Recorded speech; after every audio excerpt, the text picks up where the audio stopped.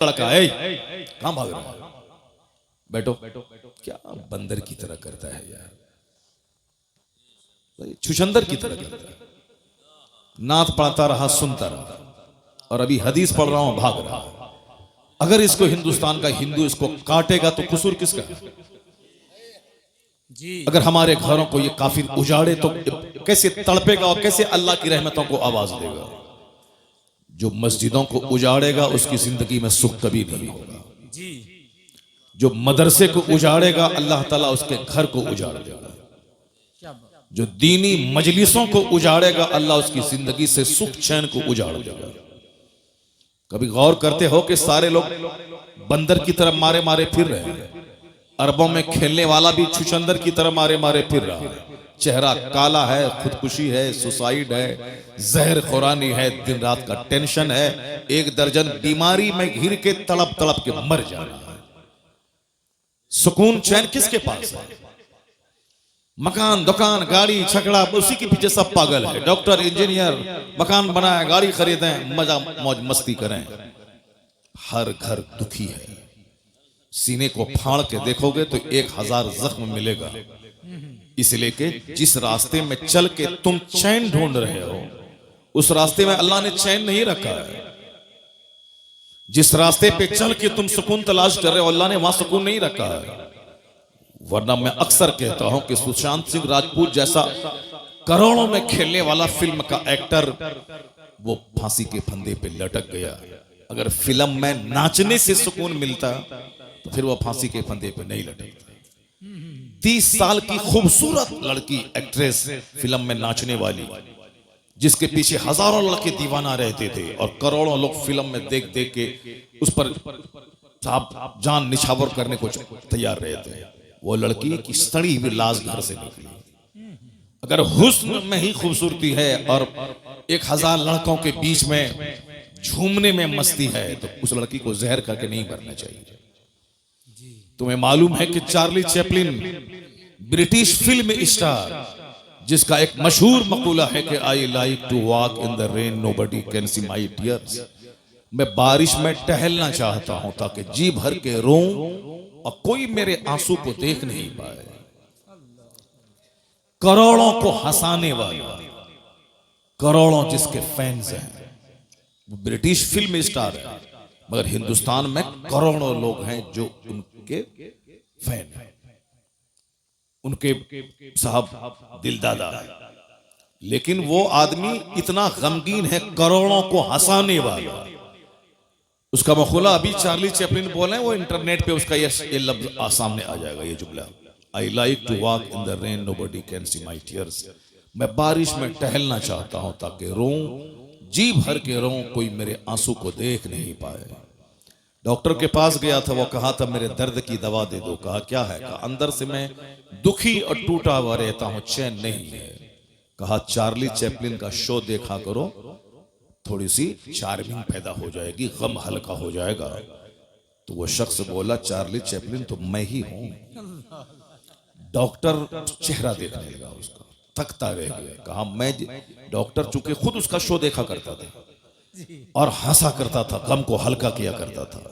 अब वो चौंक गया, जिसको हजारों लोग सुन के देख के गम की दवा करते हैं, वो शख्स अंदर से इतना दुखी है कि अपने दर्द की दवा तलाश करने डॉक्टर के पास आया और कहता है कि मैं जी भर के रोना चाहता हूं। और तुम मोटरसाइकिल खरीद के, मोबाइल चला के और गली कुचे में घूम करके एक तो छोटा सा घर बना के सोचते हो कि हमको सुकून मिल जाएगा। नहीं मिलेगा सुकून। न चार्ली के घर में सुकून है, न लता मंगेशकर के घर में सुकून है। अरबों में खेलने वाली, उसका भी एक जुमला द टाइम्स ऑफ इंडिया में छपा था, जो हिंदुस्तान का सबसे बड़ा अखबार है, द टाइम्स ऑफ इंडिया, अंग्रेजी का। क्योंकि तुमको हुल्लड़बाजी करने, गुटखा खाने से फुर्सत कहां है कि तुम अंग्रेजी का अखबार पढ़ेगा। तुम तो उर्दू भी ठीक से नहीं जानते, बस भीड़ लगाया, नाच सुने, भाग गए। अब चाहे इस्लाम कुछ भी कहे, कुरान में जो आए, हदीस में जो आए, जहन्नम ही में चलेंगे, देखा जाएगा, मगर नाचेंगे, कूदेंगे। ये अक्लमंदी का तकाजा नहीं है। जुमा के खिताब और ईदैन की तकरीर और हर महफिल मिलाद का वाज किसी भी मजहब में समझाने का इतना सिस्टम नहीं है। जो सिस्टम इस्लाम ने हमको दिया, जुमा के दिन वाज सुनना ही सुनना, ईद और बकरीद में तकरीर सुनना ही सुनना, खुतबे निकाह, निकाह की महफिल में पहले खुतबा पढ़ना सुन्नत है। उस खुतबे में कुरान की 3 आयतों की तिलावत होती है और तीनों आयतों में इत्तकुल्लाह कहा गया, अल्लाह से डरो। शादी का मौका है और ये खुतबा सुन्नत है, सरकार ने खुतबा पढ़ा और उसमें 3 आयतों की तिलावत होती है। या अय्युहन्नासुत्तकू, ऐ लोगो अल्लाह से डरो। या अय्युहल्लज़ीना आमनू तक़ुल्लाह हक़्क़ तुक़ाती, जिस तरह अल्लाह से डरने का हक है उस तरह ईमान वाले डरो। या अय्युहल्लज़ीना आमनू तक़ुल्लाह वक़ूलू क़ौलन सदीदा, ऐ लोगो ऐ ईमान वालो अल्लाह से डरो और सच्ची बात बोलो, लाग लपेट वाली बात मत बोलो, अंदर में कुछ जबान पे कुछ मुनाफिकत वाली बात मत बोलो, सीधी बात बोलो, सच्ची बात बोलो। क़ूलू क़ौलन सदीदा युस्लिह लकुम, जो तुम्हारी जिंदगी को संवार देगा। अल्लाह से हम सोचते हैं कि निकाह का मौका खुशी का मौका है, और ये 3 आयतों की तिलावत, आयात खौफ की तिलावत हुजूर ने की है। क्यों कि इस मौके पे आदमी अक्सर बहक जाता है, इसलिए हुजूर ने 3 आयात खौफ की तिलावत करके बताया है, न तेरे बेटों की लाश तुझको काफिर बनाए, न तेरे बेटे की बारात तुझको दीन से फिरा दे। चाहे बेटे की बारात निकले तो भी तुम दीनदार बन के रहना, चाहे बेटी का जनाजा निकले तो भी तुम दीनदार बन के रहना। यानी बेटे की बारात निकले तो भी नमाजी बन के रहना, चाहे घर से जनाजा निकले तो भी नमाजी बन के रहना। न खुशी का मौका तुझे फिरौन बना दे, न गम का मौका तुझे दकियानूसी बना दे और अल्लाह की रहमतों से मायूस कर दे। ऐसा नहीं, अपने रसूल की रस्सी को मजबूती से थामे रहना। गमी में भी मोमिन रहोगे, खुशी में भी मोमिन रहोगे, हर हाल में मुसलमान रहोगे। तो ये वास की तरकीब इस्लाम ने दी है। क्यों? एक जुमा को तकरीर सुना कि दुनिया कुछ नहीं है, लगा कि अब हमको आखिरत की तैयारी करनी है। लेकिन जैसे ही वहां से जुमा पढ़ के घर आए, बाल बच्चों का मुंह देखा, तकरीर का 10% पानी वहीं खत्म उतर जाता है। फिर साहब Saturday, Sunday, Monday, Tuesday, Wednesday, Thursday, यानी शनिचर, इतवार, सोमवार, मंगल, बुध को धीरे धीरे 10%, 20%, 40%, 50% काफिरों का, जोकरों का, शरीरों का, शराबियों का, बेनमाजियों का मुंह देखा। मौलाना साहब ने जो जुमा में समझाया था कि दुनिया जीरो है, आखिरत सब कुछ है, इसको लगा था कि अब मैं आखिरत की तैयारी करूंगा, तो जुमेरात होते होते नसीहत का पानी उतर जाता है। अब वह अगले जुमा के दिन पक्का दुनियादार बन जाता। नहीं, मौलाना साहब जो बोला बोला, ये उनका काम है, मगर बगैर दुनिया के, बगैर पैसा की दुनिया में इज्जत नहीं मिलेगी, पैसा कमाना पड़ेगा चाहे जहां से हो। अब ये पक्का फिरौन बन जाता। लेकिन शरीयत ने इंतजाम किया कि जो पानी नसीहत का सूखने वाला है, अगले जुमा को फिर नसीहत का पानी चढ़ा दिया जाए। सुभान अल्लाह, सुभान अल्लाह। जब जमीन सूखने लगती है, खेती के लायक नहीं रहती, आसमान का पानी उस मुर्दा जमीन को जिंदा करता है। उसी तरह दिल जब मर जाता है, गंदों बुरे लोगों की सोहबत में बैठ बैठ कर, तो इस्लाम ने इसीलिए हर जुमा के दिन तकरीर, खुतबे जुमा को लाजिम करार दिया है, ताकि जैसे ही दिल मरने वाला हो, अगले जुमा को नसीहत का पानी फिर उस पर डाल दिया जाए, ताकि वो दिल मरने से बच जाए। ये इतना जबरदस्त इंतजाम इस्लाम ने किया। तो क्या कोई शख्स जो हर जुमा के दिन वाज सुनता है, अल्लाह के डर और आखिरत की बात, एक खुतबे में आया है, ज़ादुकुम कलीलुन कलील, तुम्हारा सफर का जो खर्च है बिल्कुल थोड़ा, तेरे पास नेकियां थोड़ी है, तेरे पास तू जिस रास्ते का मुसाफिर है, वह सबीलुकुम तवीलुन तवील, तेरा रास्ता बड़ा लंबा है। मरने के बाद कब्र में कितने हजार साल तक रहना है कोई नहीं जानता। कयामत कल कायम हो जाएगी, ये अलग बात है, लेकिन जो लोग आज से 10,000 साल पहले मर गए, कयामत तो आज तक आई नहीं, वो 10,000 साल से अपनी कब्र में है, आलम बरज़ख में है, वो कयामत नहीं कायम हुई। इसलिए यह है कि क़यामत कल कायम होगी, लेकिन कल का मतलब ये नहीं कि कल टुमारो। कल का मतलब है कल चाहे 1 करोड़ साल के बाद आए, वो कल ही कहलाता है। क्या बात कर रहे हैं? तो क़यामत 5000 साल के बाद आएगी, तो कब्र की मंजिल हजारों साल की। मैदान महशर जब कायम होगा, जब क़यामत आएगी, दुनिया का विनाश होगा, वहां का जो एक दिन होगा 50,000 साल का होगा। अल्लाह कोई दरख्त और किसी दीवार का साया नहीं होगा, कोई दरख्त नहीं होगा, तमाम पर जमीन परपट मैदान हो जाएगी और वहां हिसाब किताब होगा। लोग अपने अमाल के हिसाब से नाक तक, गर्दन तक, सर तक पसीने में डूबे रहे। सवा नेज़े पे आफताब, जमीन तांबे की, कोई किसी का पुरसाने हाल नहीं। न माँ अपने बच्चे को याद करेगी, न बच्चा अपनी माँ को याद करेगा। यौम यफिरुल मरअु मिन अखी व उम्मिही व अबी। कुरान में अल्लाह कहता है, डरो उस दिन से जिस दिन एक भाई भाई से भागेगा, औलाद वालदैन से भागेगी, माँ बाप औलाद से भागेंगे। इकलौता बेटा जिसके बगैर माँ जिंदा नहीं रह सकती थी, कयामत के दिन वो देखेगी कि मेरे बेटे को आग में डाला जा रहा है, मेरा बेटा एक नेकी की खातिर जहन्नमी बन रहा है। माँ एक नेकी उसको नहीं देगी, क्योंकि वो आखिरत है, दुनिया नहीं है, वो आखिरत है। आखिरत में कोई किसी का पुरसाने हाल नहीं होगा। यौम यफिरुल मरअु मिन अखी व उम्मिही व अबी व साहिबतिही व बनी लिकुल्लि इम्रिइन मिनहुम यौमइज़िन शअनु युग़नी। सारे लोग अपने अपने मामलात में इतने मशगूल होंगे कि कोई किसी का पुरसाने हाल नहीं होगा। नात सुनो और खूब जन्नत में कूद के चले जाओ। सरकार गौसे आजम 40 साल तक इशा के वजू से फजर की नमाज पढ़े थे। 40 दिन नहीं, 4 साल नहीं, 40 बरस। अब पूरी रात एक पांव पे खड़े होकर पूरा कुरान खत्म कर लेते थे। और जहां वो अल्लाह के वली थे, मां की गोद से ही वली बन के पैदा हो गए थे। उनके बारे में आया है कि जब वो मकतब जाते थे तो फरिश्ते उनके आगे आगे चलते थे, कहते थे, बच्चों रास्ता खाली कर दो, अब्दुल कादिर इस रास्ते से आने वाले हैं। बचपन से वली थे, उनको 40 साल तक इशा के वजू से फजर पढ़ने की क्या जरूरत थी। उनको 100 असातिज़ा के दरवाजे पे जाके इल्म हासिल करने की जरूरत क्या थी।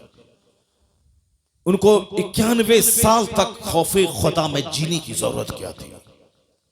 दरख्त के पत्तों को खाकर 25 साल तक सहरा और जंगलों में रहे, क्या जरूरत थी। बस खेल तमाशा है, जन्नत मिल जाएगा। दुनिया में लड़की के पीछे पागल रहे, जन्नत मिल जाएगी। सारी जिंदगी फजर छोड़ते रहे, जन्नत मिल जाएगी। जलसा जुलूस को वीरान कर दे, उजाड़ दें, जन्नत मिल जाएगी।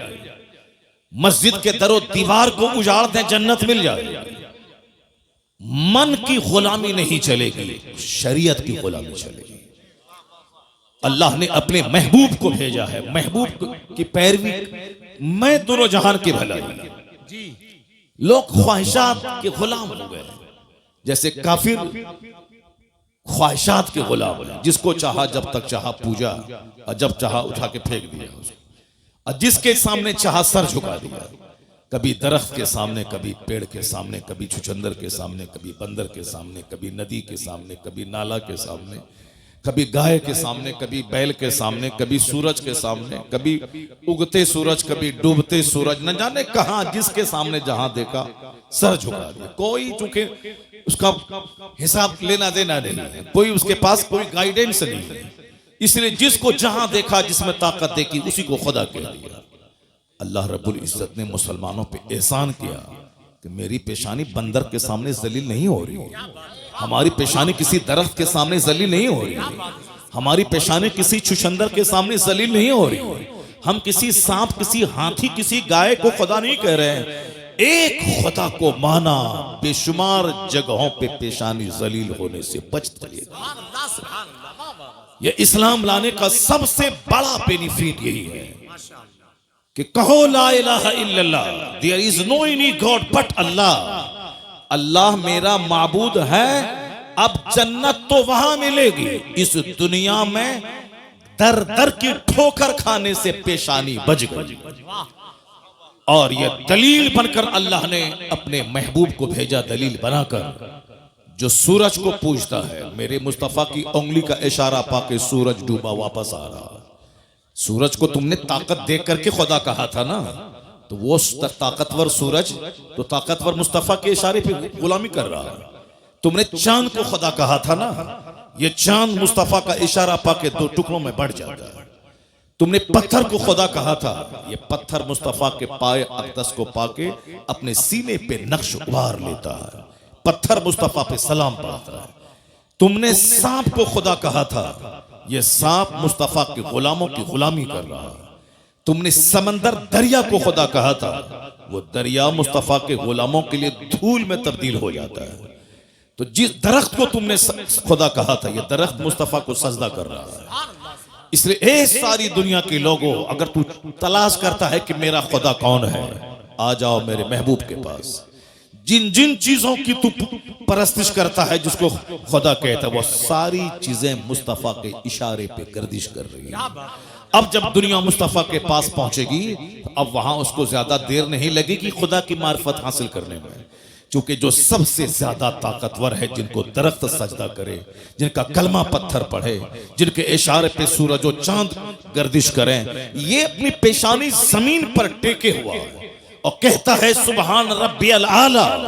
मतलब इतना ताकतवर मुस्तफा, जिसको खुदा कह दे वही खुदा है, जिसको सजदा करे वही मस्जूद है। तो अब दुनिया को समझने में देर नहीं लगी कि मोहम्मद अरबी खुदा का पता बताने आए हैं। इसलिए अल्लाह ने कहा कद जाकुम बुरहानुम मिर रब्बिकुम, तुम्हारे रब की तरफ से दलील बन के मुस्तफा आ गए। मुस्तफा को देखो, खुदा समझ में आएगा। इन्हें देख ले, दुनिया की सच्चाई समझ में आ जाएगी, आखिरत की सच्चाई समझ में आ जाएगी। बहुत अच्छा हज़रत। मुस्तफा दोनों जहान की वास्तविकता को बताने आए हैं। अब जाहिर सी बात है, जो हुजूर को पढ़ेगा वो जानेगा, जो सरकार दो जहां की बायोग्राफी का मुताला करेगा वो जानेगा, और जो तमाशा देखेगा जागे।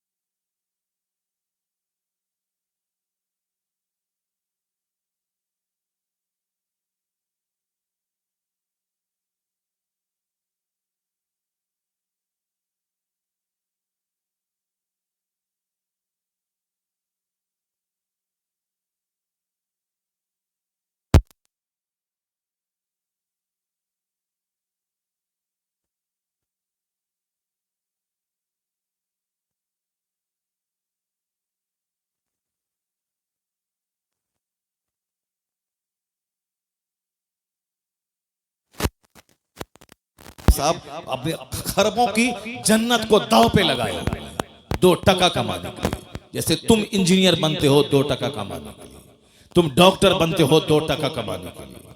तुमको न नमाज की फिक्र है, न रोजे की फिक्र है, न आखिरत की फिक्र है, न कब्र के सवाल जवाब की फिक्र है, न कुरान पाक में जो खरबों नसीहतें हमारे लिए हैं उसके पढ़ने की फिक्र है। बस physics, chemistry, biology, zoology, botany पढ़ा, नौकरी मिली, 1 लाख रुपए महीना कमाया, पेट भरा, छोटा सा घर बनाया, छोटी सी स्विफ्ट खरीदी, और इतराया, चक्कर आया, गिरे, मर गए। अब सारी दुनिया खत्म। अब जहां गए वहां का एक दिन 50,000 साल के बराबर। ये बताओ क्या करोगे वहां, क्या होगा वहां? ना कोई पुरसाने हाल नहीं होगा वहां। वहां ये नहीं बोलेगा कि मालिक हम नहीं जानते थे, नहीं। तो जुमा के दिन तुमको बताया जाता था कि अल्लाह हक है, कुरान हक है, नबी हक है, जन्नत जहन्नम हक है।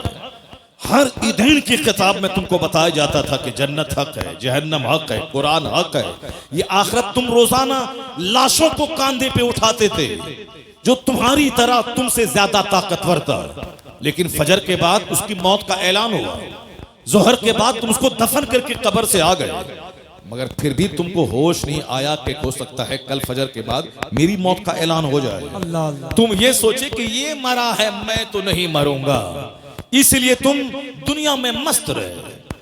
अजान की आवाज तुझको क्या बुलाती थी कि खाना पीना तो सूअर छुछंदर सबको अल्लाह रोजी देता है। वमा मिन दाब्बतिन फिल अर्द इल्ला अल्लाह रिज़्क़ुहा। कुरान साफ कहता है कि जमीन पे चलने वाला कोई चौपाया ऐसा नहीं है जिसकी रोजी का जिम्मा अल्लाह ने न लिया हो। काफिर अल्लाह को गाली देता है मगर अल्लाह उसे भी रोजी देता है। जो अपनी इज्जत बेचकर तवाइफ के कोठे पे 2 रुपया कमाती है, अल्लाह उसे भी रोजी देता है। सूअर, बंदर, छुछंदर, सांप, उसको अल्लाह रोजी देता है। जो अल्लाह को गाली देता कहता है कि कोई अल्लाह नहीं है, वह नास्तिक माअज़ल्लाह, अल्लाह उसे भी रोजी देता है। सारी कायनात का खालिक अल्लाह है, इस सबको इसका इकरार है।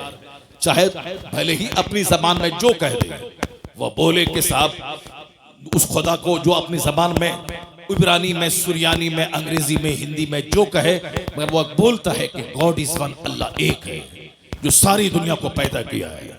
भले ही बहुत सारे लोग हैं जो किसी राजा के बेटा को खुदा कहता है, जो खुद माँ के पेट से पैदा हुआ है, जो एक राजा का बेटा है, ये खुदा कैसे हो सकता है? जो अपने माँ के पेट में रहा, पैदा हुआ, उसकी माँ थी, उसका बाप था, जो दुनिया का खुदा है उसका कोई न माँ है न उसका बाप है, वो लम यलिद वलम यूलद है, और ये इस राजा का बेटा को खुदा कहता है। तो अब उनको कहा जाए तो वो कहता है कि हाँ ये उस खुदा का ये अवतार बन करके आ गए। अब तरह खुराफात में लोग गुम हो गए। खुदा का अवतार बन के आ गए, खुदा का पैगंबर बन के बंदा आता है, खुदा बन के कोई आदमी की शक्ल में नहीं आता है। तो अब वो अपने हिसाब से कह रहा है, मगर ये कह रहा हूं आपसे कि उसको जैसे चाहे वो बोलता है, लेकिन सच्ची बात यही है कि दुनिया का खालिक मालिक अल्लाह है। वही सबको पैदा किया है, वही सबको मौत देता है, वही सबके लिए जन्नत और जहन्नम वहां बनाया है कि जो यहाँ ईमान लाया अच्छा काम करें उसके लिए जन्नत है, जो यहाँ ईमान नहीं लाए बुरा काम करें उसके लिए आग है। और इस दुनिया में रोजी सबको मिलेगी, कोई भूखा नहीं मरेगा। वमा मिन दाब्बतिन फिल अर्द इल्ला अल्लाह रिज़्क़ुहा। जमीन पर चलने वाला कोई चौपाया ऐसा नहीं है जिसको अल्लाह रोजी नहीं देता। इन्नल्लाह हुवर रज़्ज़ाक़ु ज़ुल क़ुव्वतिल मतीन। अल्लाह जबरदस्त रोजी देने वाला है, इसलिए अल्लाह मोमिन को भी रोजी देता है, काफिर को भी देता है, नेक को भी देता है, बद को भी देता है, नमाजी को भी देता है, बेनमाजी को भी देता है। इसी पॉइंट को अगर आप गौर से सुन लें तो मकसद जिंदगी का फलसफा मसला हल हो जाएगा। क्योंकि गौर से सुनते ही नहीं, आप बोलते कि मौलाना साहब तकरीर अपने हिसाब से करते हैं, जो वो रट के आते हैं, बोल के आते हैं, अपना मजमून सुना दिया, अपना काम किया, चला गया। जैसे कोई आया, नात पढ़ा, जो गाया, अपना पढ़ा, अपना काम किया, चला गया। वैसे ही मौलाना साहब अपना गा रहे हैं, अपना बजा रहे हैं और गा बजा के चले जाएंगे। ऐसा नहीं है, ऐसा नहीं है। आलिम दीन कुरान सुनाते हैं, हदीस सुनाते हैं। ये वो काम है जो अंबिया और मुरसलीन के गुलाम बनकर उलमा कराम कर रहे हैं। यही पैगाम अंबिया कराम पहुंचाते थे कि तुम अपना मकसद हयात पहचानो, तुम जानो कि तुम क्यों पैदा हुए, और उलमा अंबिया के वारिस बनकर तुम तक सच्चाई पहुंचाते हैं कि दुनिया की वास्तविकता क्या है, हकीकत क्या है, हम क्यों पैदा होते हैं, क्यों मर जाते हैं। ये सच्चाई यही है कि रोजी सबको मिलेगी।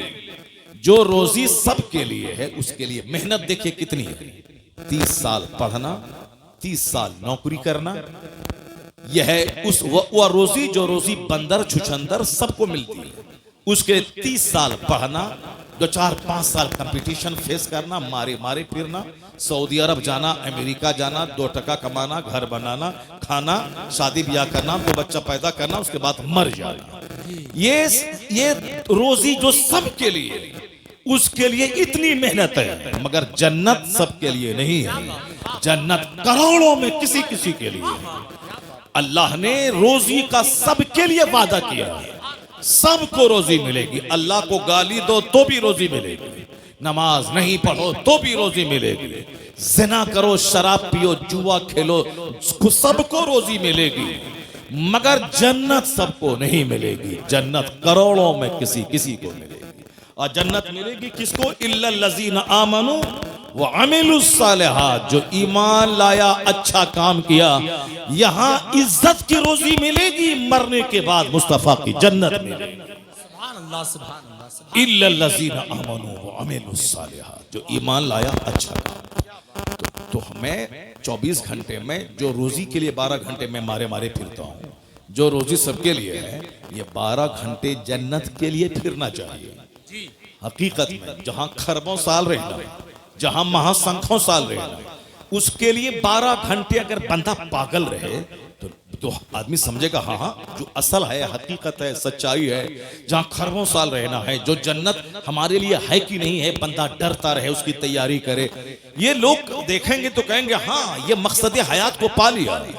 जो रोजी कोढ़ी के लिए भी है, जो रोजी समाज का निकम्मा जो फालिज ज़दा है उसके लिए भी है।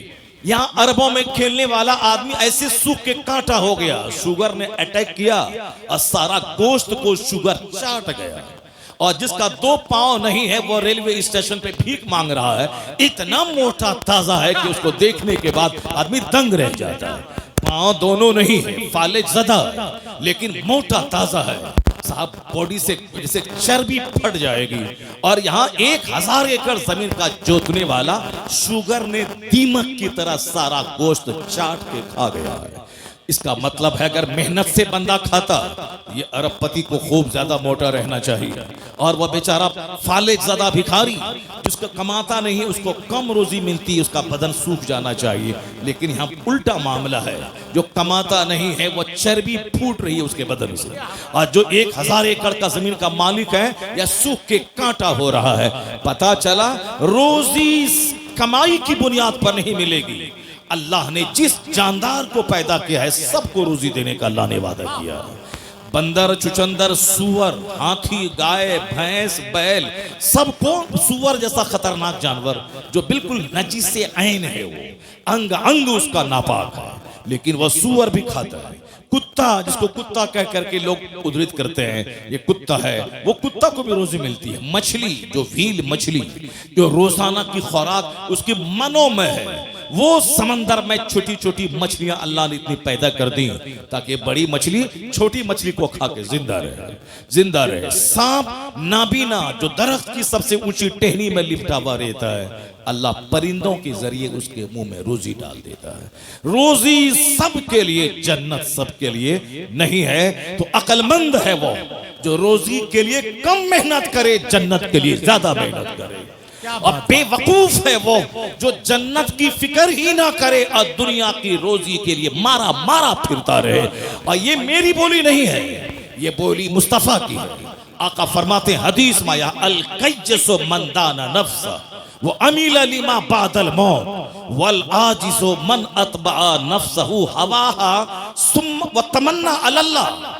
मुस्तफा कहते हैं दवाई सीजवन, अक्लमंद है वो जो अपने नफ्स को दबाता रहे, नफ्स को कुचलता रहे और मरने के बाद की तैयारी करता रहे। वो अमीला लिमा बादल मौत, मरने के बाद जो एक अपार दुनिया है, जो एंडलेस दुनिया है, जिस वक्त आज का कोई खात्मा ही नहीं है, उस दुनिया की तैयारी करता रहे। इस दुनिया में ऐसे रहे जैसे कोई मुसाफिर रहता है, दुनिया में ऐसे रहे जैसे कोई एक मुसाफिर रहता है, अजनबी रहता है। Live in this world as if you are a stranger और ए ट्रेवलर, कुन फिद दुनिया कअन्नका गरीबुन और आबिरु सबील। दुनिया में ऐसे रहो जैसे एक मुसाफिर रहता है। और हुजूर फरमाते हैं वल आजिजो मन अतबा नफ्सहु हवाहा व तमन्ना अल्लाह। हमारे और आपके जैसे 90% आदमी जैसे जीते हैं उसी के बारे में हुजूर ने इस हदीस में कहा है। सरकार क्या फरमाते हैं, वल आजिज़ो, बेवकूफ है वो, अहमक है वो कौन, मन अतबा नफ्सहु हवाहा, जो ख्वाहिशाते नफ्स की पैरवी करे, जो अपने नफ्स की ख्वाहिशात, ये खाओ ठीक है, ये चाउमीन खाओ, बर्गर खाओ, ताड़ी पियो, शराब पियो, रात भर मोबाइल चलाओ, ये खाओ वो खाओ, जो खाओ सब खाओ, नमाज साहब शराब पियो, सूद खाओ, जुआ खेलो, मस्ती करो, अपनी खूबसूरत बीवी को छोड़कर किसी साहब दलित की किसी काली कलोटी साहब डाइन औरत के पीछे पागल हो जाओ, अपनी खूबसूरत बीवी को छोड़ करके ज़िना के लिए साहब मुसहरों और गरीबों के मोहल्ले में जाके उनकी बहू बेटी को सूंघते रहो। बड़े बड़े अरबपति खूबसूरत बीवी को छोड़ के मजदूरी करने वाली, खेत में जो नापाक रहने वाली, काली कलोटी गंदा रहने वाली उस औरतों के पीछे पागल रहता है और घर में अपनी खूबसूरत हूर जैसी बीवी से लड़ाई करता है, उसको गाली देता है, मारता है, उसको बाप के घर भेज देता है और हमेशा नापाक रहने वाली फोंडी और साहब जिद्दी और काली कलोटी भूतनी चोड़ेल के पीछे पागल रहता है। बेशुमार लोगों की कहानियां समाज के अंदर मौजूद हैं। क्या क्या कहा? ये नफ्स की पैरवी करे, वह तमन्ना अल्लाह, और उम्मीद लगा के बैठे कि अल्लाह जन्नत दे देगा। वह तमन्ना अल्लाह, और उम्मीद लगा के बैठे कि अल्लाह जन्नत दे देगा। ये हदीस पाक अगर दिल से पढ़ोगे तो सीना फट जाएगा, अगर दिल से पढ़ोगे तो सीना फट जाएगा। ए लड़का, एक तमाचा मारेंगे, चेहरा जा जाएगा, बदतमीज कहेगा। बाप तो नात सुन के भाग गया, तुम क्यों बैठा हुआ है? भागो घर में। जिसको तकरीर सुनना था तो वह भाग गया नात सुनने के बाद। नात सुनने के लिए आया था, कव्वाली सुनने के लिए आया था, भाग गया। अब हदीस कौन सुनेगा? ये बंदर जो हंस रहा, बताइए, ये सामने हंस रहा, ये हंसने वाला बच्चा बैठा हुआ। अब बाप इसका नात सुन के भाग गया। अब सुबह उठेगा, कल कोदाल पसनी लेगा और कमाने के लिए दिन भर चला जाएगा, दिन भर मारे मारे फिरेगा और 2 रुपया कमाएगा, बोलेगा हमसे बड़ा कोई नहीं। एक छोटा सा घर बना लेगा, बोलेगा हमसे बड़ा कोई नहीं। एक छोटी सी स्विफ्ट खरीद लेगा, बोलेगा हमसे बड़ा कोई नहीं। लता मंगेशकर के पास करोड़ों की कार थी, खरबों का बंगला उसका बंबई में मौजूद है, लेकिन वह बोली थी मन नहीं लगता है दिल दुनिया में। I like to leave this world, मैं इस दुनिया को छोड़ना चाहती हूँ। द टाइम्स ऑफ इंडिया अखबार में उसकी इंटरव्यू छपा था उसका, और उसमें वो बोलती कितना गाने सुनूं, कितने अपने घर के सरो सामान को देखूं, सजाऊं, उलट पुलट करूं, ये फूल का गमला उधर, उसका गमला इधर, दिन भर क्या करूं, पैसों की कोई तो है नहीं, करोड़ों के जेवर, कभी अमेरिका, कभी यूरोप, कभी नॉर्वे, कभी फ्रांस, कभी जर्मनी, कभी कनाडा, कभी थाईलैंड की राजधानी बैंकॉक, कभी मलेशिया, कभी इंडोनेशिया, कहाँ नहीं घूमी वो औरत। बुलबुले हिंद कहलाती थी, लेकिन वो बोली कि जिंदगी में अब मजा नहीं है, मैं मरना चाहती हूँ। चार्ली चैपलिन, जिंदगी में मजा नहीं है, अब मैं रोना चाहता हूँ। और तुम स्विफ्ट, गुटखा और सिगरेट और छोटा सा बगैर प्लास्टर के घर लेकर के तुम मजा लेना चाहते हो, कैसे मजा मिलेगा? वहां खरबों में खेलने वाला तो मरना चाहता है, वहां खरबों में खेलने वाली मरना चाहती है। तो अब तुम्हारा अकीदा रोशन हो रहा है, तुम्हारे कुरान का पैगाम सर चढ़ के बोल रहा है। क्या बोल रहा है कि दुनिया ने तो सोचा था फैक्ट्री डालूंगा मजा मिल जाएगा, बंबई में घर खोद बनाऊंगा मजा मिल जाएगा, लंदन घूमूंगा मजा मिल जाएगा। अरे अल्लाह ने मजा लंदन घूमने में रखा ही नहीं है, न सोफा में, न गद्दा में, न इनोवा में, न फॉर्च्यूनर में, न जागवार कंपनी की 10 करोड़ की कार में, न बंबई के 100 मंजिला मकान में, न बुर्ज खलीफा दुबई में, न अमेरिका के साथ व्हाइट हाउस में। तो सुकून है कहां? इंजीनियर जहर खा के मर रहा है, वो डॉक्टर कलकत्ता का देखा, अब वो जेल में सड़ेगा, फांसी की सजा उसको होगी। अरबों में खेलने वाला, मगर वही ख्वाहिशात की गुलामी ने तबाह किया। पता ये चला कि सुकून न डॉक्टर बनने में है, न इंजीनियर बनने में है, न अमेरिका घूमने में है, न मकान बनाने में है, न 50 कपड़ा डेली चेंज करने में है। तो सुकून है कहां? अल्लाह अला बिज़िक्रिल्लाह तत्मइन्नुल कुलूब। कुरान कहता जान ले जहां इबादत है वहां सुकून है, जहां जिक्र है वहां सुकून है। ये दिलों को सुकून अल्लाह की याद ही में मिल सकता है। नारे तकबीर, नारे रिसालत, मसलके आला हजरत, सुभान अल्लाह, सुभान अला बिज़िक्रिल्लाह तत्मइन्नुल कुलूब। आज सबको दिल की बीमारी लगी हुई है। क्यों? इस दिल में अल्लाह की याद के अलावा सब कुछ है। इस दिल में बीवी है, बच्चा है, शादी है, बिया है, इस दिल में सब कुछ है, अल्लाह ही नहीं जो हमारा हकीकी मालिक, हमारा खालिक, हमें मारने वाला, हयात देने वाला, जन्नत देने वाला, रोजी देने वाला है, वो अल्लाह की मोहब्बत ही दिल में नहीं। मर्द को रहना चाहिए जलसे में, तो वहां वो बैठी हुई है, वो सब बताइए, जिसको गप करने से फुर्सत नहीं है वो बैठी हुई, वो भी बोलती है कि फला शायर को बुलाइए और उस शायर को ये बोलो कि फला नात पढ़े। एक औरत आप लोगों से बोली, मौलाना साहब आ रहे हैं, इनकी तकरीर हम सुनते हैं नेट में, और उनको बोलिए कि वो हदीस पाक पढ़े जो वहां पढ़े थे। किसी को बोला? नहीं बोला, लेकिन वो उसमें से बहुत सारी हैं जो आपको बोली होगी। बोले कि मैं हुजूर आपको देखना चाहता हूँ, ये कलाम पढ़वाइएगा, ये उनको बोलना हुजूर मैं आपको देखना चाहता हूँ, हुजूर मैं मदीना जाना चाहता हूँ, हुजूर ये उसको बोलिएगा कि वो जो है फला शेर पढ़े, फला नात पढ़े। बताइए, हदीस के बारे में कोई सवाल नहीं, कुरान शरीफ की आयतों के बारे में कोई फरमाइश नहीं है, वो नात के बारे में फरमाइश है। ये नात सुनने वाली तो यहाँ बैठी हुई क्यों है? जाओ घर जाओ, जब तुमको तकरीर ही नहीं सुनना है तो नात सुन करके जाओ घर जाओ। जब बैठी है तो गौर से सुनो, बात क्यों कर रही हो? अपनी तकरीर में मस्त है, अपनी तकरीर में मस्त है, अपने गप करने में लगी हुई है, अपने गप करने में लगी हुई है। गौर से सुनो, तकरीर सुनो, कुरान सुनो, हदीस सुनो। और अगर एक औरत पढ़ लिख ली, गांधी जी ने तो आज कहा था, give me a good mother, I will give you good society.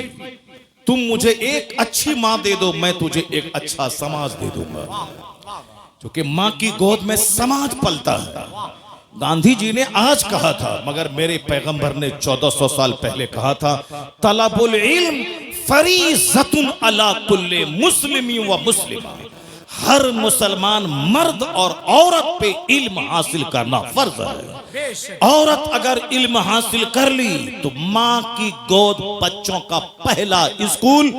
बाप चाहे जहां रहे, जिस माँ की जबान नफीस होगी उसके बच्चों की जबान भी नफीस होगी।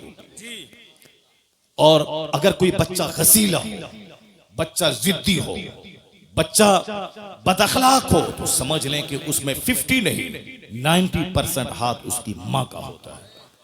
अगर बच्चे की जबान अगर गलत है तो माँ का रोल है। इसको सिर्फ सजने संवरने और साहब शादी ब्याह के दिन नया जेवर का मुतालबा करने से फुर्सत ही नहीं है। इसको क्या बच्चों की तरबियत करेगी?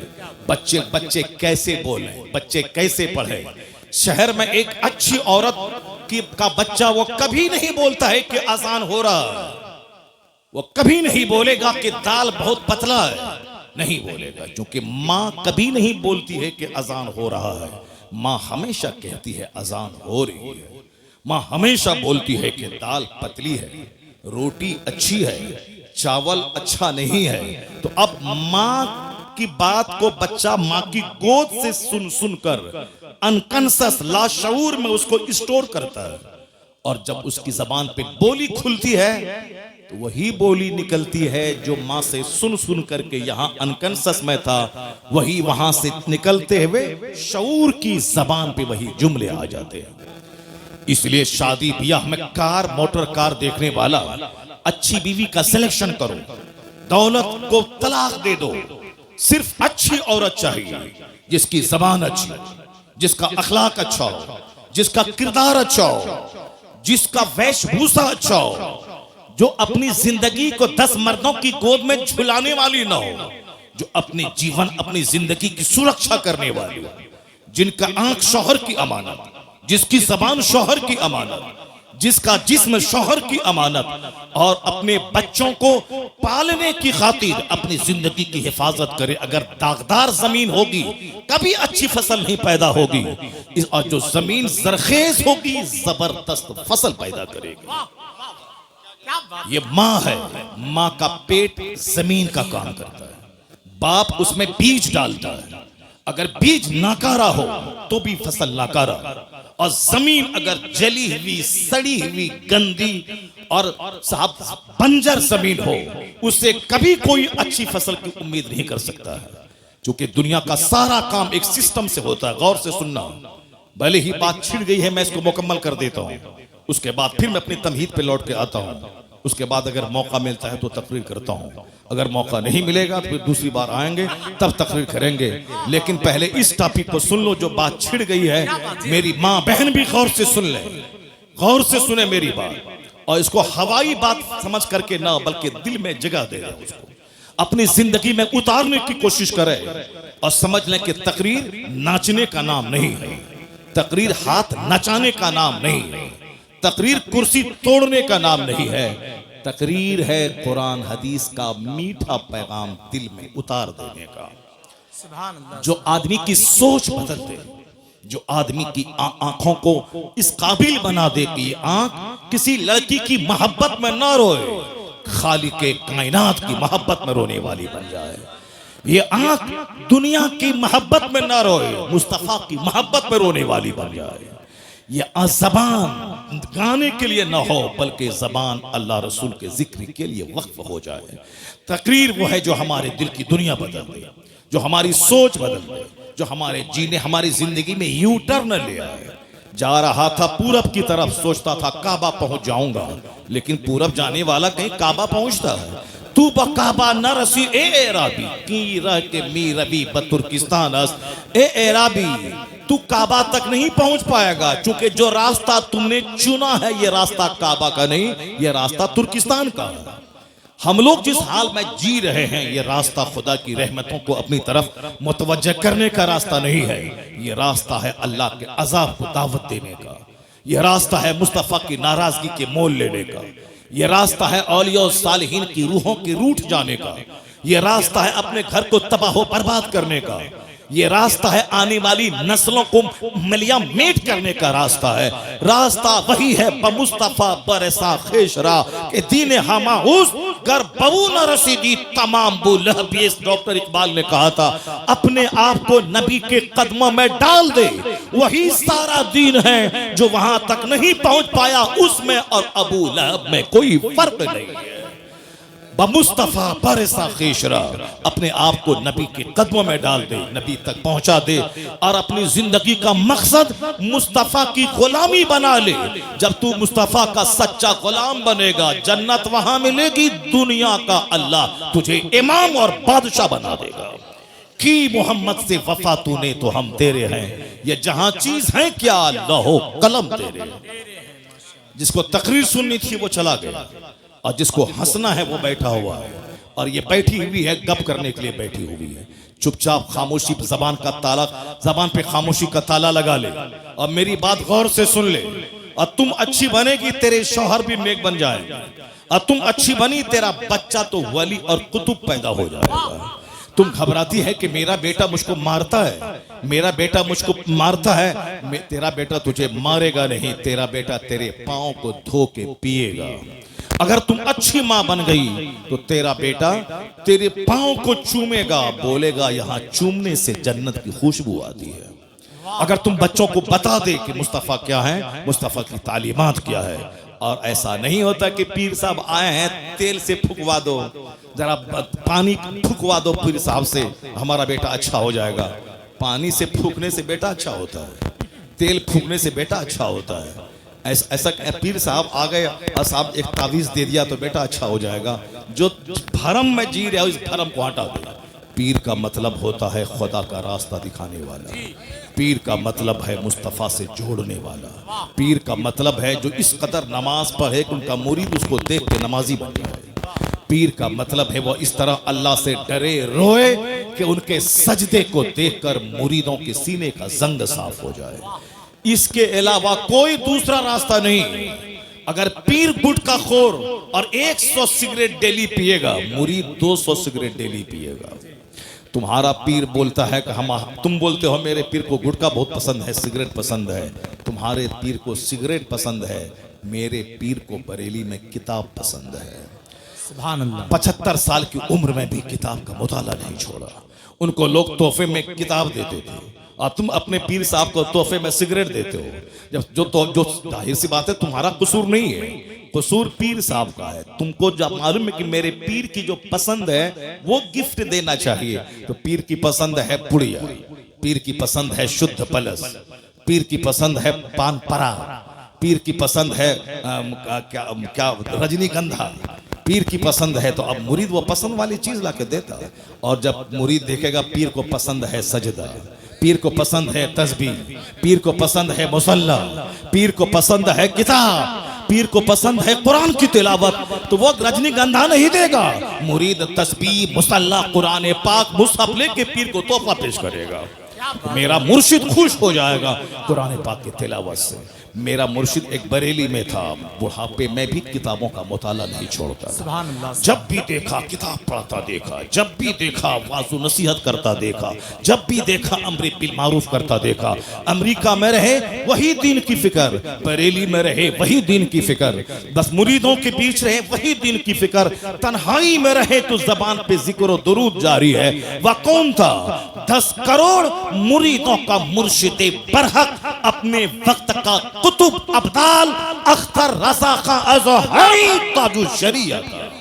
वाह वाह वाह। जब भी देखा मुताला करता देखा, जब भी देखा फतवे का जवाब देता देखा, जब भी देखा मुफ्तियों की झुरमुट में देखा। एक पीर साहब है उस इलाके में, गोंडों की झुरमुट में रहता है, गोंडों की झुरमुट में रहता है। ये लुच्चा, ये लफंगा, ये बरोकर, ये दलाल, ये साहब लठेत, ये मारधाड़ करने वाला, ये चोर, ये मवाली, ये बदमाश, ये साहब बदमाशी का रैकेट चलाने वाला। और लोग ज़रा पीर साहब को आंख मत दिखाना, उनके इर्द गिर्द जो लोग हैं वो सब बड़े पहुंचे हुए लोग हैं, यानी सब जहन्नम पहुंचे हुए, गुंडे, मर्डरर, हत्यारा, कोई जादव, कोई अंसारी, कोई बाहुबली, ये सारे लोग हैं। जाहिर सी बात है जैसा पीर होगा, जिन लोगों की झुरमुट में रहेगा उसका दिल भी वैसा होगा जो मुफ्तियों की झुरमुट में रहेगा, जो आलिमों की झुरमुट में रहेगा, जो वलियों की झुरमुट में रहेगा, जो अख्ताब की झुरमुट में रहेगा, जो कुतुब होगा वो अख्ताब के झुरमुट में रहेगा। हुजूर सदरुल अफाजिल कभी गोंडा मवाली के साथ नहीं रहे, उनका दोस्त सदरुल शरिया था, उनका दोस्त मलिकुल उलमा था, उनके दोस्त, उनके साहबजादे जो आलिम थे वो थे, उनके अहबाब का एक बड़ा तबका था, अदीबों का, शायरों का, फकीहों का, मुतब्बिरों का। यही वजह है जो जैसा होता है उसका दोस्त वैसा होता है, और बंदा दोस्त के दीन पर होता है। इसलिए हुजूर ने कहा था 1400 साल पहले, अर्रजुलु अला दीन खलीली फलयंजुर अहदुकुम मन युखालिल। आदमी अपने दोस्त के दीन पर होता है, तो दोस्ती करने से पहले देख लेना कि तेरा दोस्त कैसा है। अगर दीनदार हुआ तो तुझे दीनदार बना देगा, अगर बेदीन हुआ तो तेरा दीन लूट के खा जाएगा। क्या बात है। अर्रजुलु अला दीन Khalili, a man is on the religion of his friend, so watch to whom you befriend। आदमी अपने दोस्त के दीन पर होता है। वाच, देख लो कि तुम किससे दोस्ती कर रहे हो। वह चोर है, चोर बना देगा, बदअकीदा है, बदअकीदा बना देगा, वह ज़िनाकार है, तुझे ज़ानी बना देगा। अगर तेरा दोस्त अल्लाह से डरने वाला नमाजी है तो तुझे नमाजी बना देगा, मुत्तकी बना देगा। अर्रजुलु अला दीन खलीली फलयंजुर अहदुकुम मन युखालिल। बातें हमारी होती रहेंगी, मैं तमहीद यहाँ रोक करके मैं पहले वो चैप्टर में खोलता हूँ जो बात जबान पे आ गई है, ये वरना ये भाग जाएगी और हमारी तकरीर सुन नहीं पाएगी। और इसलिए चुपचाप रहो और तकरीर मेरी गौर से सुनो, और जहां तक मेरी आवाज पहुंच रही, मेरी सारी माँ, सारी बहन, सारी बेटियां वह गौर से इस चैप्टर को सुने। अक्सर व बेशतर मैं इस चैप्टर को रिपीट करता हूं। मैं खिताबत इसलिए नहीं करता हूं कि 100 तकरीर 100 टॉपिक पे हो, नहीं, मैं सिर्फ एक टॉपिक पे तकरीर करना चाहता हूं कि हर महफिल में अगर 5 बंदा जन्नती बन जाए तो मेरा पसीना बहाने की मेहनत वसूल हो जाए। माशाअल्लाह। इसलिए मेरी तमन्ना इस पे रहती। मैं नहीं समझता कि साहब मेरी हर तकरीर में बाज जुमले, बाज हदीस का रिपीटेशन होता है, उससे कोई बहस नहीं। बार बार बोलने से आदमी के दिल में असर होता है, बार बार बोलने से। जब रस्सी कुआं पर बार बार आगे पीछे जाती है तो उस पत्थर